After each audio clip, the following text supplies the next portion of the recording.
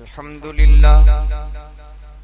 لله وحده والصلاة والسلام على من لا نبي بعده أما بعد فأعوذ بالله من الشيطان الرجيم بسم الله الرحيم يؤتي الحكمة من يشاء ومن يؤت الحكمة فقد أوتي خيرا كثيرا.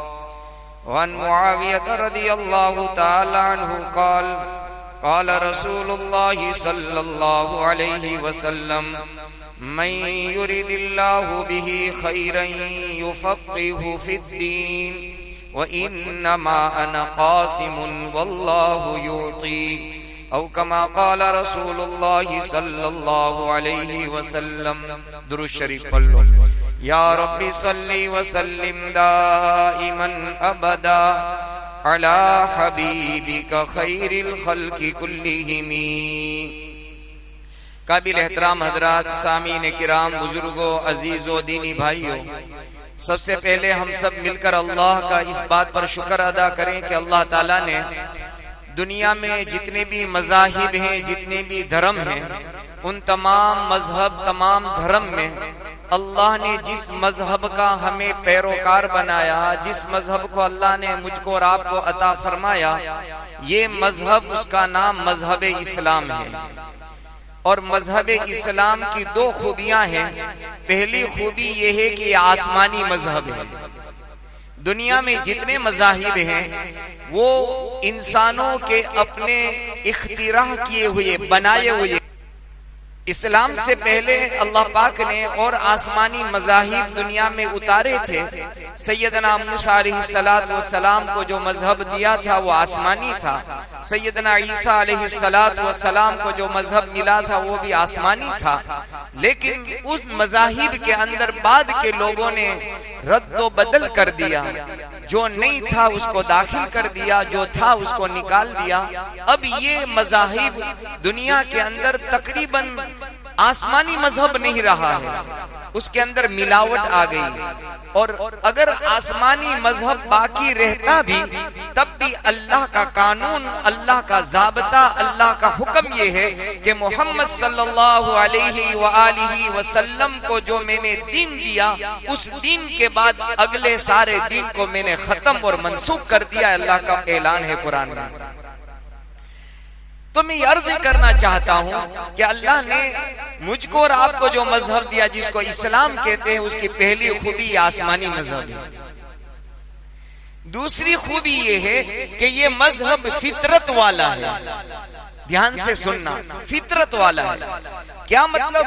کہ انسان کی زندگی میں پیدا ہونے سے لے کر موت تک اور موت کے بعد سے لے کر ابد الآباد، نہ ختم ہونے والی زندگی تک جو جو چیزیں پیش آنے والی تھی، جو جن جن چیزوں کی انسانیت کو ضرورت تھی، وہ ساری ضرورتیں اللہ نے پوری کر دی. ایسا کسی مذہب میں نہیں ملے گا. آپ دیکھ لو جین مذہب کو اٹھا کر، یہ تو اس کو میں نے مطالعہ بھی نہیں کیا ہے، یہ تو بیچ میں بات یاد آ گئی تو عرض کر دیتا ہوں. جین مذہب کو اٹھا لو، فطرت کے بالکل سراسر خلاف. اسلام نے جہاں انسانوں کے حقوق، شروط، حدود بیان کیے، وہاں انسانوں کی ضرورتوں کو پورا کرنا یہ بھی اسلام نے سکھایا. اسلام میں یہ سمجھایا کہ جب بچہ بالغ ہو، شادی کی عمر کو پہنچے تو ان کا نکاح کرا دو.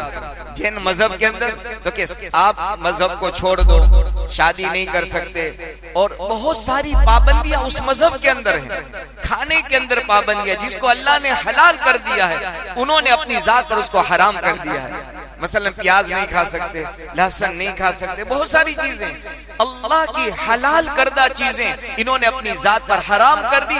پتہ یہ چلا کہ یہ مذاہب جو ہیں وہ اپنے بنائے ہوئے ہیں، اللہ کا کوئی قانون اور مقرر کردہ نہیں ہے.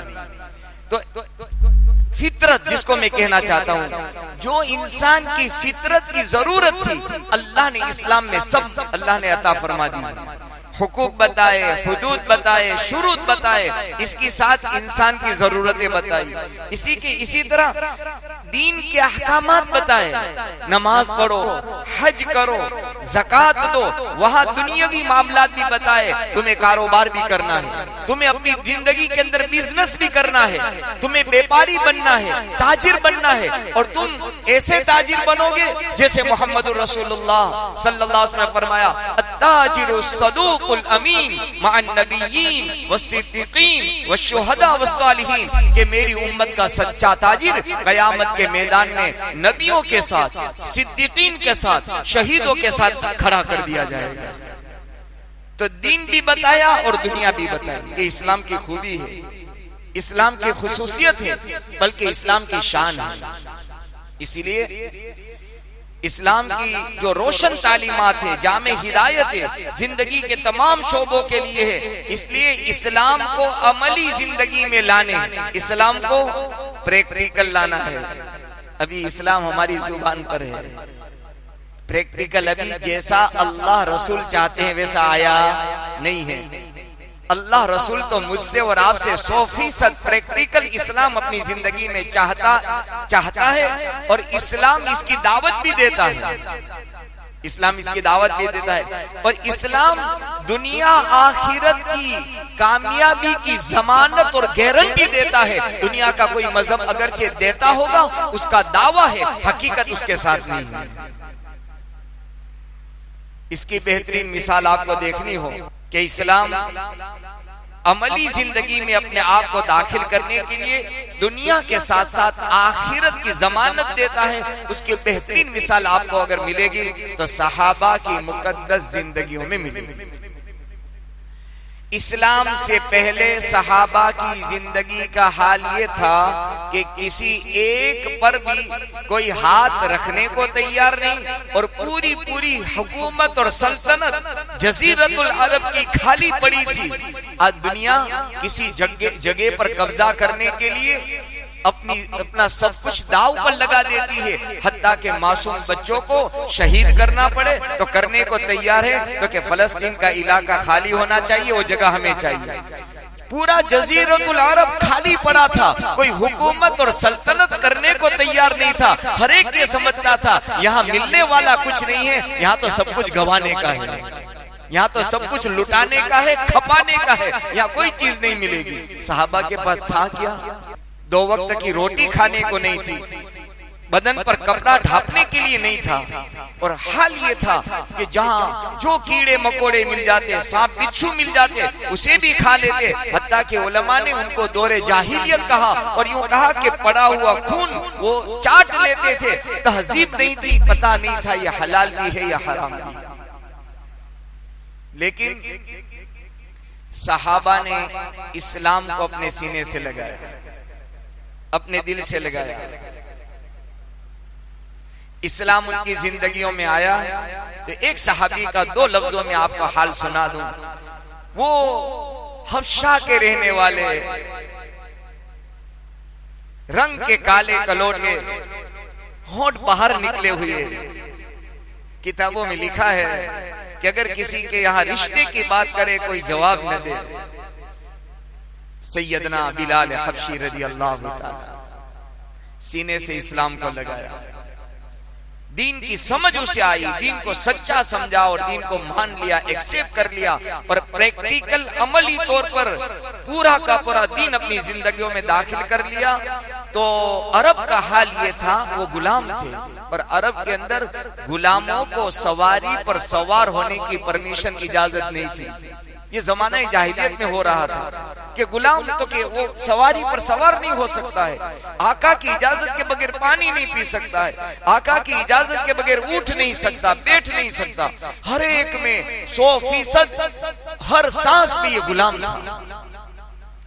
اور آج بھی اللہ تعالیٰ انسانیت کو سمجھ دے، ہمارے ملک میں ہو رہا ہے تو کہ دلت سماج کا کوئی آدمی اگر بیاہ کرتا ہے تو کہ گھوڑے پر سواری نہیں کر سکتا۔ کل پرسوں کا میں نے اخبار پڑھا تو میں حیران رہ گیا، انسانیت کس قدر گھری پڑ چکی ہے، اور انسانیت پر کس قدر یعنی پردہ پڑا ہوا ہے۔ ایک بیچارے دلت سماج کے ایک لڑکے نے چشمہ لگا کر کے اپنے اس پر فیس بک پر یا کسی اپنے واٹس ایپ پر اپنی تصویر اس نے یعنی اپلوڈ کر دی۔ بس اتنا کرنا تھا کہ اس گاؤں کے بڑے سماج کے لوگوں نے اس کو پیٹ کر کے مار ڈالا، کہ تیری کتنی ہمت ہو گئی کہ تو اپنے آپ کو اپڈیٹ سمجھنے لگا. اللہ اکبر. یہ زمانہ جاہلیت آج بھی ہے. کیوں نہیں؟ کیوں آج بھی ان کی زندگیوں میں اسلام اگر وہ قبول کر لیتے اسے سمجھ میں آ جاتا. ایک ہی صف میں کھڑے ہو گئے محمود و ایاز, ایک ہی صف میں کھڑے ہو گئے محمود و ایاز, نہ کوئی بندہ رہا نہ بندہ نواز. بادشاہ بھی اسی صف میں, غلام بھی اسی صف میں کھڑا ہے. یہ نماز کے اندر اللہ تعالیٰ بتا دے اونچ نیچ نہیں ہے یہاں اسلام کے اندر کہ اونچ جات کا ہے یہ نیچے جات کا. اسی لیے خواجہ خواجگان معین الدین چشتی اجمیری سنجری رحمت اللہ تعالی علیہ, میرا موضوع اس وقت یہ نہیں ہے, بات پر بات یاد آتی ہے تو عرض کر دیتا ہوں. درمیان کے اندر جب ہندوستان تشریف لائے تو آپ نے وہی انا ساگر کے کنارے پر جب آپ نے پڑاؤ ڈالا, پہلے ایک مسجد تھی مسجد یاسین, وہاں ایک درخت کے نیچے پڑاؤ ڈالا. پھر وہاں چونکہ وہاں بادشاہ کے اور راجا کے اونٹ بیٹھا کرتے تھے تو شام کے وقت ان کو یہاں سے اٹھایا گیا. وہ سب کنارے پر آئے, وہ جھیل کے کنارے پر وہاں پڑاؤ ڈالا. پھر وضو کے لیے جب آپ نے پانی کا لوٹا ڈالا تو اسود یعنی یہ اسود ہو جاتا ہے, یعنی پانی خراب ہو جاتا ہے. کہا کہ یہ آپ پانی نہیں لے سکتے, تمہارے پانی لینے سے یہ پورا تالاب یعنی ناپاک ہو جائے گا, پاکی میں سے ناپاکی میں بدل جائے گا, پانی آپ نہیں لے سکتے. تو اس وقت مشہور آپ کی کرامتوں میں کرامت ہے, آپ نے کوئی بات نہیں, ایک مرتبہ پانی لے لینے دیں. بس ایک لوٹا آپ نے پانی کیا لیا تھا کہ وہ پورا ساگر اور پورا جھیل پانی کا وہ تالاب اسی آپ کے اس کے اندر آ گیا, اسی کٹورے کے اندر آ گیا, پانی کے اسی برتن میں سارا آ گیا اور پانی خشک ہو گیا. اب کی کرامتوں میں سے تھی یہ بات. بہرحال کہ سیدنا بلال حبشی رضی اللہ تعالیٰ عنہ اسلام کو سینے سے لگایا تو دنیا نے یہ دیکھا کہ جب مکہ فتح ہوا بڑے بڑے کبار صحابہ موجود تھے, 1.25 لاکھ صحابہ کی جماعت تھی. ابو بکر عمر تھے, عثمان اور علی تھے, طلحہ و زبیر تھے, 10 بڑے صحابہ تھے جن کو محمد رسول اللہ صلی اللہ علیہ وسلم نے فرمایا تھا یہ بھی جنتی, یہ بھی جنتی, یہ بھی جنتی. اس کے علاوہ بڑے بڑے مہاجرین انصار صحابہ تھے. ہر ایک انتظار کرتا تھا کہ آج کعبۃ اللہ کی چھت پر چڑھ کر کے اذان دینے کا کسے حکم دیا جاتا ہے. قربان جائے بلال تیری قربانیوں پر اور تیرے دین کے اوپر اپنے آپ کو فنا کرنے پر کہ اعلان ہوا کہ بلال کہاں ہے رضی اللہ تعالی. اللہ کے حبیب نے اعلان کیا بلال کہاں ہے. سارے دیکھنے لگے بلال کی کیا ضرورت ہے, آج وہ تو غلام ہے. تو کہا کہ اسلام کے اندر کوئی آقا نہیں, کوئی غلام نہیں. اسلام کے اندر ان اکرمکم عند اللہ اتقاکم, اللہ کے یہاں تو تقوی دیکھا جاتا ہے. بلال تقوی کے اعلیٰ درجے پر تھے. اعلان ہوا بلال چڑھ جاؤ اور اذان دو. صرف مکہ اور کعبۃ اللہ پر اذان نہیں دی گئی بلکہ زندگی بھر محمد الرسول اللہ صلی اللہ علیہ وسلم کے مؤذن کے نام سے پکارے گئے. یہ تو اسلام لانے اور اسلام کو پریکٹیکل داخل کرنے اور اسلام کو سمجھنے کے بعد, حق سمجھنے کے بعد جب اسلام پر چلے ہیں تو دنیا میں یہ ملا. آخرت میں تو کہ اللہ نے اعلان کر دیا رضی اللہ عنہم ورضوا عنہ, صحابہ سے اللہ راضی اور صحابہ اللہ سے راضی ہو گئے. یہ اللہ نے اعلان کر دیا. یہ تو دنیا میں ملا. آخرت میں بلال کو کیا ملا تو اللہ کے حبیب فرماتے ہیں اے بلال, میں جب جنت کے اندر چل رہا تھا تو مجھے آگے آگے کسی کے چلنے کی قدموں کی آہٹ کی آواز آئی, کوئی چل رہا ہے. میں نے جبرائیل سے پوچھا کہ آگے کون چل رہا ہے تو کہ آپ کا خادم بلال چل رہا ہے. اے بلال تیرا کون سا ایسا عمل ہے کہ جنت میں میرے آگے چل رہا تھا. سیدنا بلال حبشی رضی اللہ تعالیٰ فرمایا یا رسول اللہ صلی اللہ علیہ وسلم, میرا کوئی ایسا خاص عمل نہیں ہے جو آپ کرتا ہوں. ہاں زندگی کے اندر ایک عمل کی میں نے پابندی کی ہے. اللہ سے ہم دعا کرتے اللہ اس عمل کی ہمیں بھی پابندی نصیب فرما دے.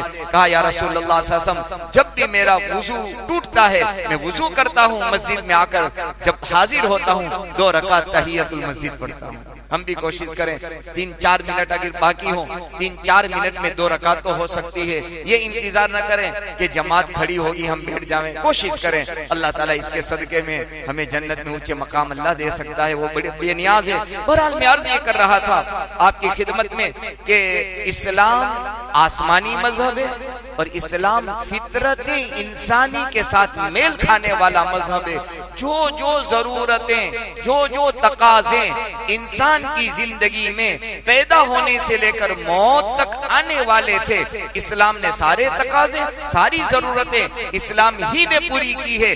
اس لیے پوری دنیا کو یہ اعلان کیا جاتا ہے، دعوت دی جاتی ہے، اور تمام اولیاء کرام اسی اسلام کو سمجھانے کے لیے خواجہ معین الدین چشتی اجمیری سے لے کر خواجہ قطب الدین بختیار کاکی، علاء الدین صابر کلیری، سارے سلسلوں کے اولیاء اسی اسلام کو سمجھانے کے لیے دنیا میں آ کر یہ پیغام دے کر گئے، اسلم تسلم، اسلام لاؤ سلامتی میں آ جاؤ گے، اسلام لاؤ دنیا کی بھی سلامتی ملے گی، آخرت کی بھی سلامتی ملے گی. بہرحال جس کو اسلام کی سمجھ مل گئی، اللہ کی طرف سے بہت بڑی خیر اور بہت بڑی بھلائی اللہ کی طرف سے مل گئی. اب سوال ایک یہ پیدا ہوتا ہے کہ اسلام سچا ہے، حق ہے، پھر دنیا کیوں ایکسیپٹ نہیں کرتی، دنیا کیوں نہیں مانتی؟ اس کے سوال کا جواب انشاءاللہ آئندہ بدھ کی مجلس میں زندگی رہی تو عرض کروں گا کہ کیوں ایسا نہیں ہوتا کہ لوگ سب اسلام میں آ جائے. ایک پھر دوسری بات یہ عرض کرنی ہے کہ اسلام کی سمجھ، اسلام کا فہم مجھ کو اور آپ کو مل گیا یا نہیں ملا ہے، اس کی علامت اور نشانی سے ہر ایک یہ کہتا ہے کہ ہمیں تو اسلام سمجھ میں آ گیا، اسی لیے تو ہم اسلام پر چل رہے ہیں، لیکن اسلام کی فہم اور اسلام کی سمجھ ملی نہیں ملی، اس کی چار نشانیاں محمد الرسول اللہ صلی اللہ علیہ وآلہ وسلم نے احادیث پاک میں بیان فرمائی ہے. دونوں باتوں کا جواب انشاءاللہ آئندہ بدھ کی مجلس میں آپ کی خدمت میں عرض کروں گا. اللہ سے دعا ہے اللہ تعالی حق کہنے، حق بولنے، حق سمجھنے، حق سننے اور حق پر چلنے کی ہم سب کو توفیق نصیب فرمائے. حق والوں کے ساتھ اللہ جینا نصیب فرمائے اور حق والوں کے ساتھ اللہ قیامت میں اٹھنا نصیب فرمائے. آمین. وآخر دعوانا ان الحمدللہ رب العالمین. سبحان اللہ وبحمدہ، سبحانک اللہم وبحمدک، نشہد ان لا الہ الا انت، نستغفرک ونتوب الیک. سبحان ربک رب العزت عما یصفون وسلام علی المرسلین والحمدللہ رب العالمین برحمتک یا